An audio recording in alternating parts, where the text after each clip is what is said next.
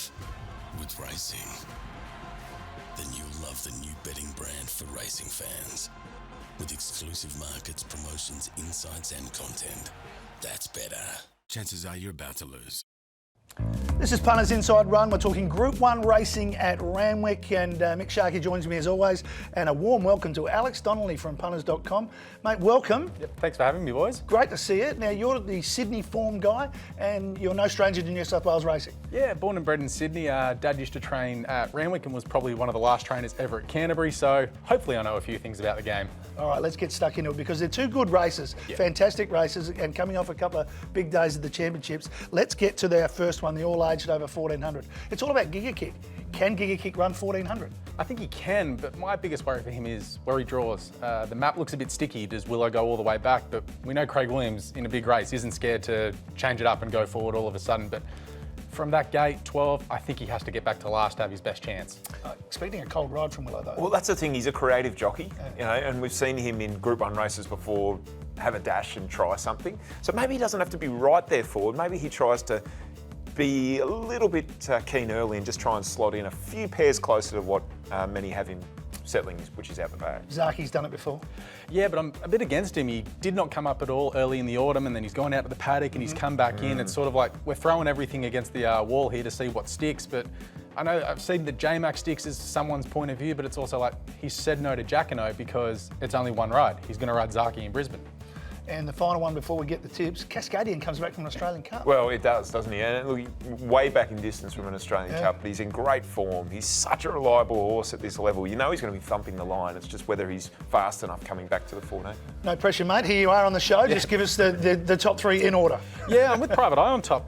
Got knocked over in the TJ, complete forgive. Shelby 66 bumped him through the fence there. Favourable run on the map just behind the leaders, and third up last prep at the 1300. He absolutely spanked him in the winner's stakes. I'm throwing the Japanese horse in for second. Ho-Oh Amazon. Oh! Yeah, exactly. Luke Richards is a stable name. Yeah. Look, he looks a leader. He's unbeaten on soft going. He's only had 2 starts. And Yoshida Yahagi's bringing a horse out here. Why are we going to doubt him? The man is an absolute freak. He switched Panther Lasser over to dirt recently and it won over in Saudi Arabia.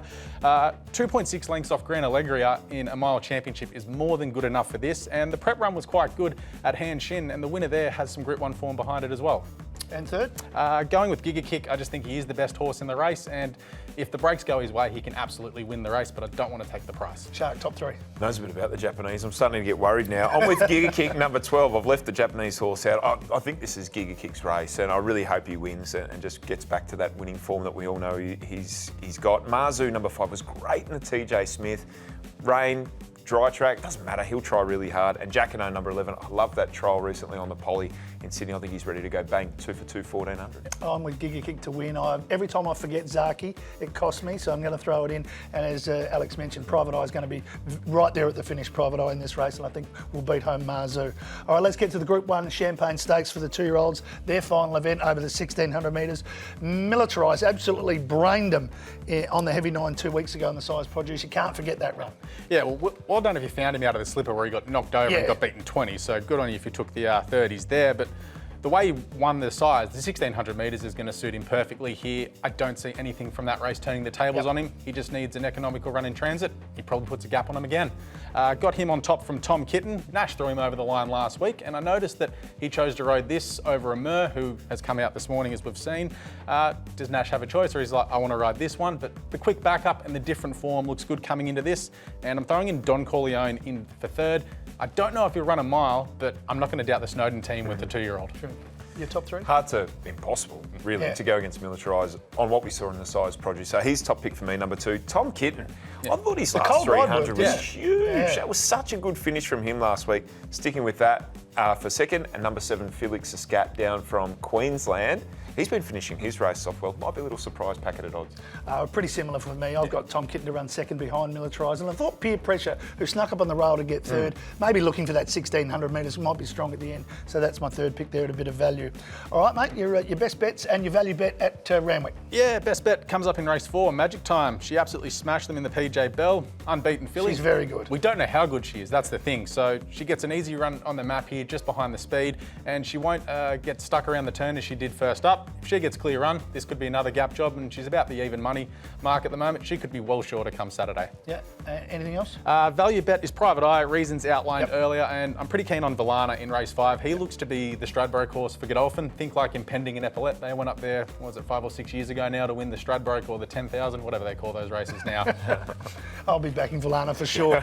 Your best in value bet? Best is race 4, number 1, Magic Time. I think she's a lock this weekend. I really, really like her. Value bet's in race 6, number 13, Bois d'Argent. Yep. Second up, wet track, 2,000 metres. It's everything that he loves is this race. So I'm hoping he can get the job done at double figures.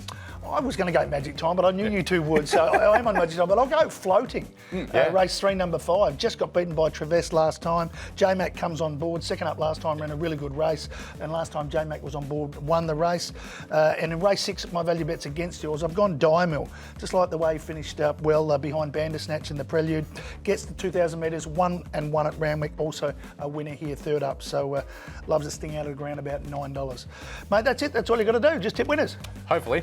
But stay there because we've got to look at the quaddie, and he's going to help us find that quaddie killer, the elusive quaddie killer we're always trying to find. And Shark, he's got another multi that's going to win.